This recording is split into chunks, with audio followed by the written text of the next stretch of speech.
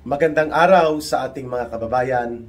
Ito po si Ka Eric, ang inyong kababayan, ang ating kasama sa pagkilos para sa pagtindig at pagbubuo ng ating mabuting pamamahala para sa ikabubuti ng ating mga kababayan.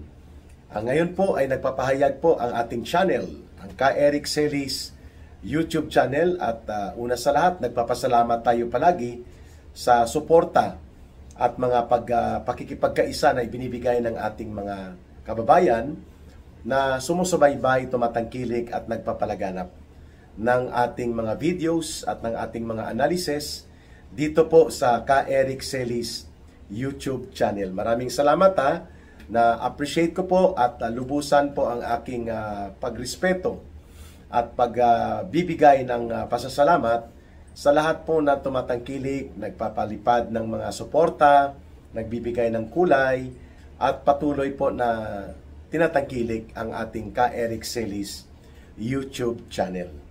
Sa araw na ito po, isa na namang paglalahad ang ating ipapakita na ang talagang pakay at layunin ng mga grupong lumusob at nagkaroon ng panimulang riot dyan sa may Recto, Ligarda area, papunta sa Mendiola, towards the gates of Malacanang, although hindi sila nakalapit, ay mga grupo po ito na sinusulsulan, inorganize ng CPP, NPA, NDF sa isang bahagi, ang tinatawag nating Youth and Students Bureau.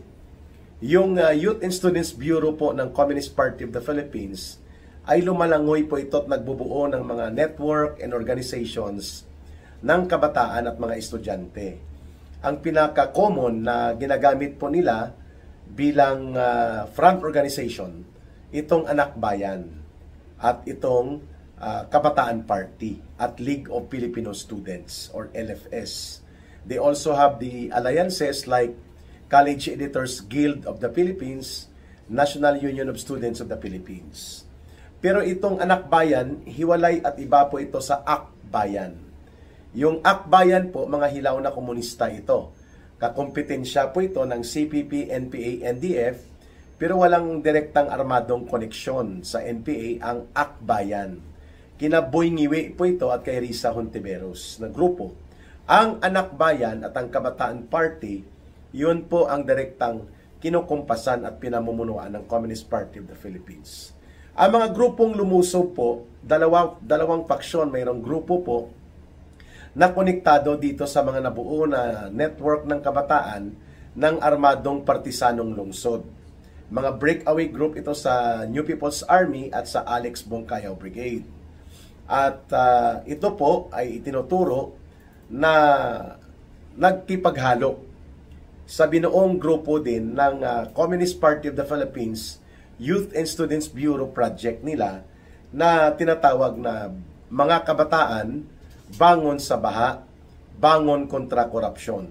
It's a broad alliance network na naglalayon na ugnayan at mapakilos ang iba't ibang mga organisasyon ng kabataan, the so-called Gen Z at mga millennials, na sinubukan ng CPP, NPA, NDF na ito ay mabuo, riding high and exploiting itong iskandalo ng pandarambong at pangungurakot na sumambulat sa ilalim ng Administrasyong Marcos at Romualdez. Lalo na po itong almost over 1 trillion pesos na paglulustay at pagnanakaw at pandurubo sa pundo ng flood control projects. Na ngayon po, hindi na mapipigilan ang paglagablab ng galit ng mamamayan sa naturang sumasabog at sumasambulat na iskandalo ng korupsyon at pandarambong under the Marcos and Romualdez administration.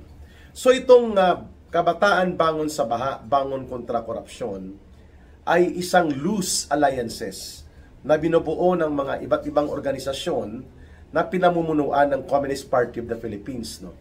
Ang Anak Bayan, League of Filipino Students, Kabataan Party, and then yung iba pang mga network of organizations nila sa UP, PUP, at iba pang school and community-based organizations. At naabot nila pati ito mga fraternities at mga gang na nakabase po sa mga communities ng Maynila o lungsod ng Maynila, Taguig, Bicutan, and even sa area po ng Caloocan, Malabon, Navotas, and even sa Tondo Port area. Yan. So, ang mga kadre operatiba, ang mga tinatawag na urban operatives ng CPP, NPA, NDF, sila po talaga ang pasimuno ng unang plano na kunwari magtitipon-tipon sa Luneta. Subalit, ang layunin talaga nila ay pabugsuin ang ilang daluyong ng mga kabataang kanilang na-agitate at na-recruit, possibly pati sa kanilang underground organization na Kabataang Makabayan. At sinakyan po ito ng iba pang mga political groups na gustong magkaroon ng kaguluhan para malito ang mga mamamayan. At the same time, lalo pang tumindi ang krisis pang politika to the point na mapipilitan si Marcos Jr.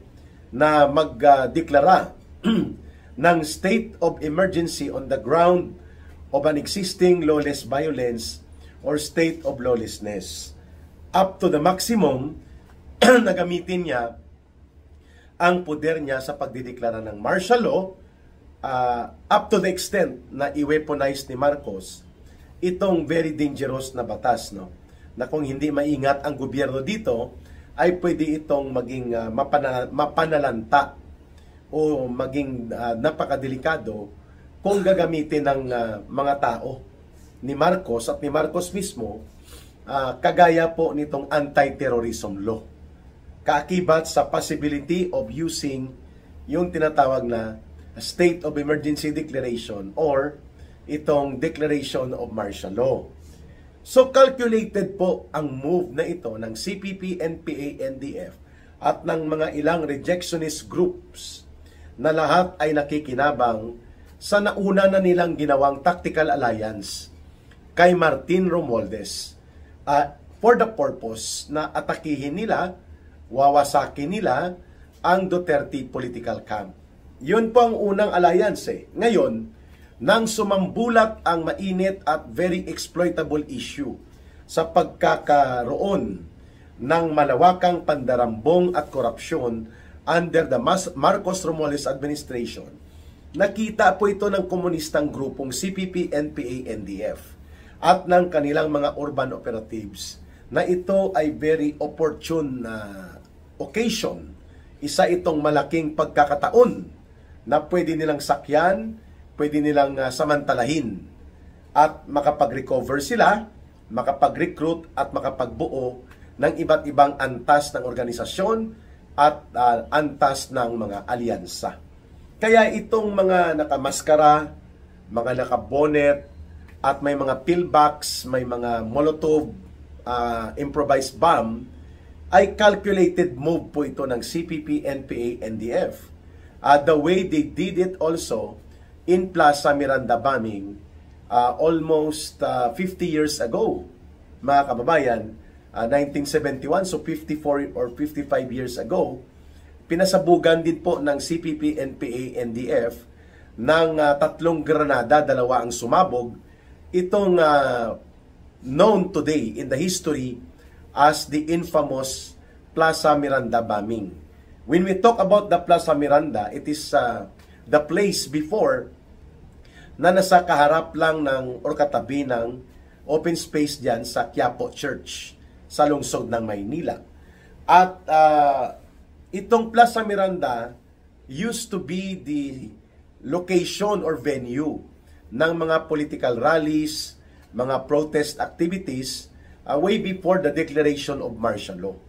Kaya nga ang tinatawag noon na kung ikaw ay may ideya na gusto mong panindigan at ito ay iyong ikakampanya, be sure, may kasabihan noon na kaya mong ipagtanggol sa Plaza Miranda.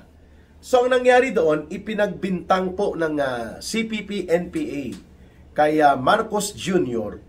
ang kanilang ginawang karumaldumal na krimen na kanilang pinasabog at kanilang pinatay ang mahigit 10 na mga tao at mahigit 100 na nasugatan. In fact, pinatay din po ng CPP, NPA, NDF itong sila Danny Cordero, no, nang inako niya na si Joe Masison ang nag-utos ng pagpapasabog sa Plaza Miranda during the meeting de avance ng Liberal Party Group na mga kaalyado din mismo ito ng CPP, NPA, NDF. Okay? Pangalawa, itong paglusob sa Malacanang has the blueprint and the patent na kapareho po sa mga ginawa noon sa Plaza Miranda ng CPP, NPA, NDF. It is a calculated move in the sense na gusto nilang itulak si Marcos na magkaroon ng extraordinary powers resorting to mas mapaniil at mapanupil na administrasyon upang magamit nila ito sa pag-uudyok sa tao na lumaban kay Marcos. Habang ang isang bahagi nila, yung party list nila, nakalangoy at nakikipag-lambotsingan at nakakakuha pa ng pundo mula kay Romualdez. So lagaring hapon ang tawag dyan, mga kababayan. Naglalagari sila kay Martin Romualdez, naglalagari din po sila kay Bongbong Marcos, at sinasakyan nila ang sentimiento ng taong bayan na nagagalit at posibilidad po na humantong sa pagsasagawa ng karahasan kung may mag-provoke at may mag-trigger nito. Iyan po ang ginawa nila sa riot nila, na inodyokan nila ang mga kabataan, sinakyan nila mga gang at mga fraternities, dinala nila sa Luneta, pero ang totoong layunin nila ay lumusob sa Malacanang. And the objective there, kung nakalusot sila, ay susunugin nila ang mga building sa paligid ng Malacanang at magkaroon ng mga riot, and then yung mga establishment na madadaanan nila ay susunugin din po nila. In fact, may mga balita na tayo natatanggap na 1 week before the rally sa Luneta na inorganize ng CPP, NPA, NDF, naghahanda na sila ng mga bato, mga molotov cocktail at mga pillbox para po talagang saktan ang mga kapulisan, magsagawa ng semblance related to what happened sa Nepal at sa Indonesia. Subalit, ito po ay hindi nagtagumpay, itong plano nilang arson, kung saan nagbabalak silang i-trigger ang pagkagalit ng mga mamamayan. May gusto pa sanang sumama kagabi, mula doon sa EDSA Shrine at sa mga EDSA area ng mga protestang mapayapa. Isang abogado ang nanawagan na papuntahin daw doon ang mga tao. Mabuti na lang at napigilan ito, sapagkat kung nangyari yun, baka marami pang namatay. Walang alam ang iba na akala nila magrarally lang. Yun pala, CPP, NPA, NDF at mga ilang rejectionist group mula sa CPP, NPA, NDF ang sumasakay na pag-alabin, pasiklabin ang kaguluhan upang maitulak si Marcos na magdeklara ng state of emergency or declaration of martial law at ang paggamit ng anti-terrorism law na expectedly magiging mas mapanupil at magiging mabangis ang magiging response ng gobyerno ni Marcos. Sapagkat ang teorya na bit nitong CPP, NPA, NDF at mga front organizations nila like Anak Bayan, LFS, Kabataan at iba pa mga kagrupo nila ng mga under the organization na Bagong Alyansang Makabayan, their objective is to sustain yung kaguluhang pangpolitika. Because the more that there are chaos, may kaguluhan, the better for them to become relevant. Nakakapagpropaganda sila, nakakapag-recruit sila, nakakapagpakilos sila ng mga kabataan at iba't ibang mga sektor ng ating lipunan. Kaya naudlot po ang pag-arson nila sa Malacanang, sapagkat hindi naman si Marcos lang ang target talaga ng CPP, NPA, NDF na magkaroon ng kaguluhan. Kung hindi pabagsakin ang buong sistema ng ating lipunan at ang buong gobyerno, aagawin nila at magtatayo sila ng paghahari ng komunistang gobyerno nila.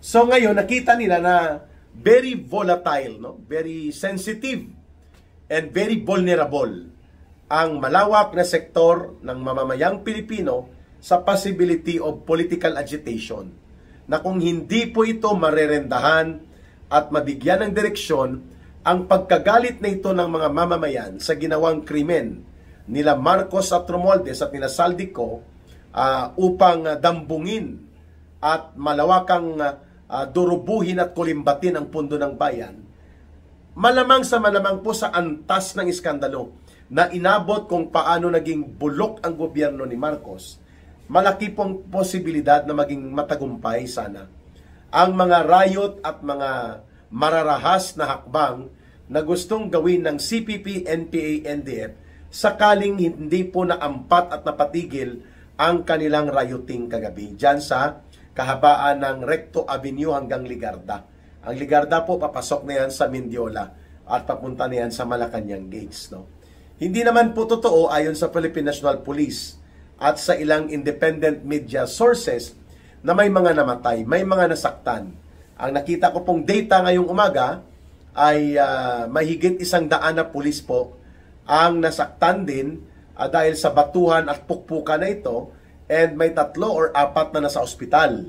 Sa mga naaresto, I think almost 100 din po ang naaresto na mga sumama o ang iba hindi nila alam na magra-riot pala. Yun ang disenyo talaga ng gustong mangyari ng CPP, NPA, NDF kung bakit sila nagsagawa ng separadong pagtitipon sa Luneta. Ayan. So mahalagang bagay po dito na palaliman ng Armed Forces of the Philippines at ng Philippine National Police itong malawakang pagre-recruit sa mga kabataan. Ang isang masugid na nagre-recruit po at masigasig itong mga grupo ng mga front organizations na hawak po ng CPP, NPA, NDF. At binanggit ko na nga, Anak Bayan, Bayan Muna, Kabataan Party, Gabriela Youth, lahat po ng ito ng mga organisasyon kumikilos. Hindi lamang sa universidad, kundi pati na rin po sa mga communities. At wala na silang pili, pati mga adiktos na kabataan. Pati po ang mga gang na mga nagra-riot ay nirecruit na rin nila sa tinatawag nilang proyekto na Kabataan Bangon sa Baha, Bangon kontra Korupsyon. Yan po ang kanilang overarching o yung malawak nilang alyansa na naglalayong i-agitate, pakilusin, at lalo pang galitin ang kabataan para magkaroon ng optics of violent confrontation. At ang isa sa objective din nila, para hindi lamang yanigin si Marcos, ay i-project sa sarili nila na may puwersa sila at nako-cover sila ng media up to the international media. Nabibigyan po sila ng espasyo na magkaroon ng projection of visual impact na ang kanilang ginagawa as if nalulusob at na malapit na nilang mapasok ang Malacanang Palace kung saan po namamalagi itong si Bongbong Marcos Jr. at ang kanyang asawa. Subalit, hindi nagtagumpay dahil ang mga adik na kabataan na ito, karamihan, nakakarga po ng droga at sila din po ay nagagamit upang lalo pang mag-recruit at mag-akot ng kabataan na bisto po ito At nakita na ang objective pala nila ay hindi lang ang kunwari ang pagtutuligsa sa nagaganap na korupsyon at mga nagaganap na pandarambong, kundi pati na rin pala ang possibility na pabagsakin nila ang gobyerno. Kaya yung arson, pagsusunog, at rioting at pagwasak po ng mga ari-arian, calibrated and calculated move po ito, mainly ng CPP, NPA, NDF. Subalit may nakakausap din po sila ng mga, yung natural lang po ang pagkagalit, hindi naman sila ideologically involved with the CPP, NPA, NDF. Subalit, sila po ay may sentimiento din na kung kailangan kumilos ng marahas, ay kikilos sila ng marahas. May mga grupo pong naugnayan ang CPP, NPA, NDF patungkol po dyan. Ayan.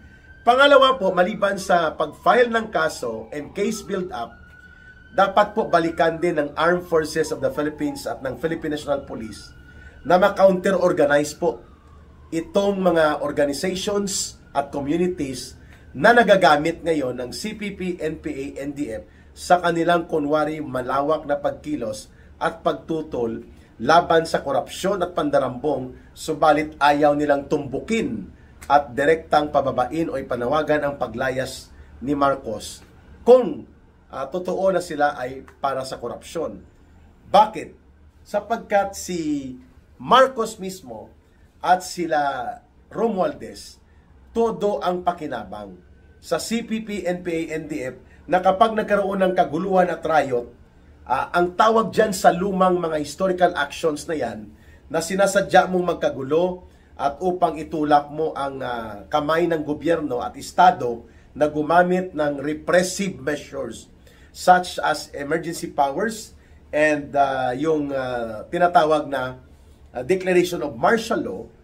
Isa po dyan sa ginagamit ng CPP, NPA, NDF na mind conditioning ay ang mga taong bayan ay kailangang pakinggan at kailangang manindigan at hindi dapat matakot sa isang diktadura na kagaya ng kay Marcos.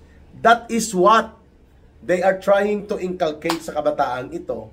Kaya hindi na po prinsipyo ang pagre-recruit nila, kundi matter of opportunism. Kagaya po nitong akbayan ni Boy Ngiwi at ni Hontivirus, dati nilang tinatawag si Marcos na magnanakaw at anak ng diktador, pero ngayon po ay hinahalikan nila ang talampakan ni Marcos. At ayaw na ayaw nila na may makarinig sila ng panawagan na Marcos resign, Romualdez resign, sapagkat yan ay mga beneficiaryo or mga benefactors pala nila. Yan ang pumupundo sa kanila. Kaya kahapon, ang rally na nagresulta sa riot doon sa area ng Mindiola at area or malapit sa Mindiola at sa Ligarda Recto, the main objective was really to set fire into having a riot around Malacanang para palabasin talaga na may state of lawless violence and state of lawlessness na pwedeng sakyan at gamitin po ni Ginoong Marcos sakaling hindi po tayo maingat. So it was very clear na ang attempt na magsunog, gamitin ang taktika ng pakikipag-arson habang nakikipag-alyansa, galitin ng kabataan, lahat po ng ito ay may kinalaman at alam ito ni Martin Romualdez at nila Marcos. Kaya nga, kahapon, ang panawagan ng taong bayan, lalo na sa Bangon Sambayanan at sa grupong Marcos Arisjan, resignation is the way for Marcos to go out.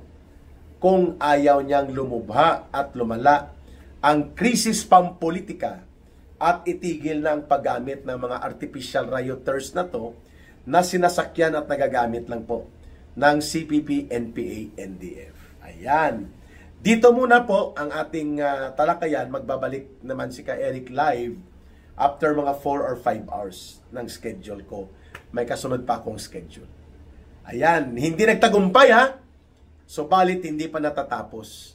Nayanig kunwari si Marcos, pero nag-aabang pala ito. Nasasakmalin niya ang ating demokrasya at maghahari po sila lagpas pa sa 2028 sakaling effectively magamit niya ang anti-terrorism law laban sa kanyang mga political enemies at magamit niya rin po ang kaguluhang pangpolitika upang paghati-hatiin ang iba't ibang sektor ng mga mamamayan nang sa ganun po hindi mapuruhan at hindi mapokusan si Marcos ng paniningil ng taong bayan. Kaya itong riot at itong attempted arson doon sa area malapit sa Malacanang are all calibrated and premeditated. Pinagplanuhan yan ng CPP, NPA, NDF na while lumalangoy sila sa alyansa kay Martin Romualdez at kay Marcos, pwedeng magkaroon sila ng ibang mukha na makakalangoy naman sa ibang mga sektor upang udyukan na lumusob at magkaroon ng kaguluhan. Yan exactly ang nangyari po dyan sa area ng Mendiola, Ligarda at Recto Avenue. Magbabalik po ang ating ka-Eric Celis na mga talakayan. Please don't forget to like, share, and promote. And pindutin na rin po ang notification bell, mga kababayan. And if you want to support kay ka-Eric, aside from sharing and promoting our videos, you can call and contact and coordinate sa kay Langging 0916-308-7710. 0916-308-7710. Si Langging po, o Rogelda Celis, siya po ang ating tumutulong para lumawak at mayroon tayong expenses and support sa ating mga advocacy and campaign programs na pinupuntahan ni Ka Eric. Ayan, para sa Diyos at sa Pilipinas nating mahal, mahalin po natin palagi ang bansang Pilipinas. Walang ibang magmamahal nito, kundi tayo ring mga Pilipino. Mabuhay po kayo. God bless everyone, and may Allah will be with those who are Muslim brothers and sisters. Maraming salamat. Muli, mabuhay ang sambayan ng Pilipino. Ka Eric is signing off for a while. See you again in my next live.